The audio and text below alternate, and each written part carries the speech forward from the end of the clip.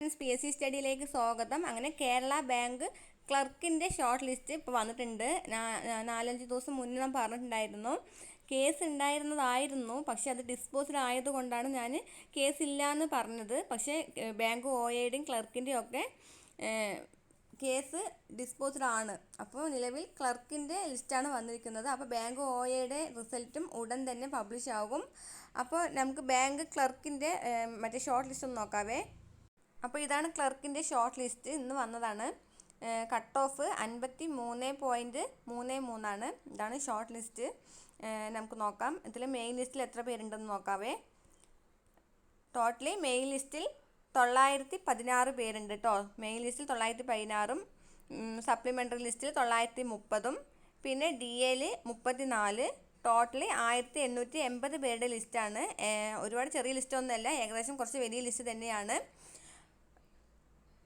Cut ഓഫും ഒരുപാട് ഉയർന്നു നിൽക്കുന്നൊന്നുമില്ല, 53.33. ഇനി നിങ്ങൾക്ക് മെസ്സേജ് വരും. മെസ്സേജിൽ സർട്ടിഫിക്കറ്റ് അപ്ലോഡ് ചെയ്യാനായിട്ട് ഡേറ്റ് തന്നിട്ടുണ്ടാകും. 1 വീക്ക് ആയിരിക്കും ടൈം തരുന്നത്. അപ്പോൾ അതിനുള്ളിൽ കറക്റ്റായിട്ട് സർട്ടിഫിക്കറ്റുകളൊക്കെ അപ്ലോഡ് ചെയ്യാനായിട്ട് ശ്രദ്ധിക്കണേ. ക്ലർക്കിൻ്റെ ലിസ്റ്റ് കേരള ബാങ്ക് OAയുടെ ലിസ്റ്റും ഉടൻ തന്നെ ഈ മാസം തന്നെ ചിലപ്പോൾ കാണും, ഇല്ലെങ്കിൽ അടുത്ത മാസം ഫസ്റ്റായിട്ട് തന്നെ കാണും.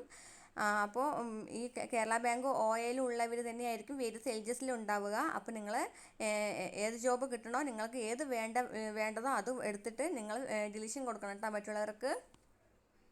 അപ്പോൾ ഇതുപോലെ തന്നെയാണ് കേരള ബാങ്ക് OAയുടെയും ഷോർട്ട് ലിസ്റ്റാണ് ആദ്യം വരിക. പലരും ചോദിച്ചിട്ടുണ്ടായിരുന്നു മെസ്സേജ് അല്ലേ വരിക, അത് കഴിഞ്ഞിട്ടായിരിക്കുമല്ലോ നമുക്ക് ഷോർട്ട് ലിസ്റ്റ് വരുന്നത് എന്ന് ചോദിച്ചിട്ടുണ്ടായിരുന്നു. അല്ല, ആദ്യം വരുന്നത് ഷോർട്ട് ലിസ്റ്റ് ആയിരിക്കും. ഇത് സ്റ്റേറ്റ് വൈഡ് എക്സാം ആയതുകൊണ്ട് ഒരു 1000 പേരുടെയെങ്കിലും OA കാണും മെയിൻ ലിസ്റ്റിലെ ആൾക്കാർ. അപ്പോൾ ഇവർക്ക് ആദ്യം ഷോർട്ട് ലിസ്റ്റാണ് വരുന്നത്. അതിന് ശേഷമായിരിക്കും പ്രൊഫൈൽ മെസ്സേജ് വരുന്നത്. നമുക്ക് സർട്ടിഫിക്കറ്റ് അപ്ലോഡ് ചെയ്യാനായിട്ട് കൃത്യമായിട്ട് എല്ലാ കാര്യങ്ങളും അപ്ലോഡ് ചെയ്ത് കഴിഞ്ഞാൽ നമുക്ക് വെരിഫിക്കേഷന് ടൈം തരും. ആ ടൈമിൽ പോയിട്ടുണ്ടെങ്കിൽ വെരിഫിക്കേഷൻ നമ്മുടെ ജില്ലയിൽ തന്നെ കിട്ടും കേട്ടോ. നമുക്ക് എന്നാണോ ആ ഡേറ്റ് വരുന്നത് ആ ഡേറ്റിന് നമ്മളുടെ ജില്ലയിലെ PSC ഓഫീസ് സെൻറ്ററിൽ പോയിട്ട് അന്വേഷിക്കും.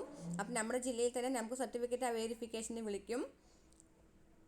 അതിനുശേഷമായിരിക്കും നമുക്ക് മെയിൻ ലിസ്റ്റ് വരുന്നത്. അപ്പോൾ ഇത് ആദ്യമായിട്ട് വിളിക്കുന്ന ഒരു എക്സാമാണ്. ഇപ്പോൾ കേരള ബാങ്ക് ക്ലർക്കിൽ 200ഓളം വേക്കൻസികൾ നിലവിലുണ്ട്. ഇനിയും വേക്കൻസികൾ ഉണ്ടാകും. അപ്പോൾ ബാങ്ക് OAയിലും അതുപോലെ വേക്കൻസികളുണ്ട്.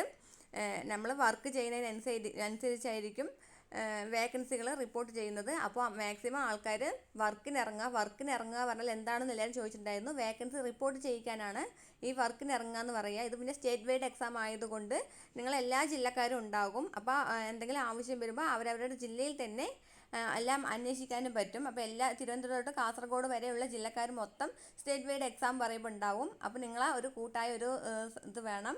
ടെലിഗ്രാം ഗ്രൂപ്പിലൊക്കെ നിങ്ങൾ ചിലപ്പം ഗ്രൂപ്പ് ഉണ്ടാവും, അതിലൊക്കെ ആഡാകാനായിട്ട് ശ്രദ്ധിക്കണേ. അപ്പോൾ അത്രയേ ഉള്ളൂ. വേറെ എന്തെങ്കിലും അപ്ഡേഷൻ അറിഞ്ഞാൽ ഉടൻ അറിയിക്കാവേ. അപ്പോൾ നിങ്ങൾക്ക് എന്തെങ്കിലും ഡൗട്ട് ഉണ്ടെങ്കിൽ കമൻറ്റ് ബോക്സിൽ അറിയിക്കൂ. അപ്പോൾ എൻ്റെ ചാനൽ ഇഷ്ടപ്പെട്ടാൽ ലൈക്ക് ചെയ്യൂ, ഷെയർ ചെയ്യൂ, സബ്സ്ക്രൈബ് ചെയ്യൂ. താങ്ക്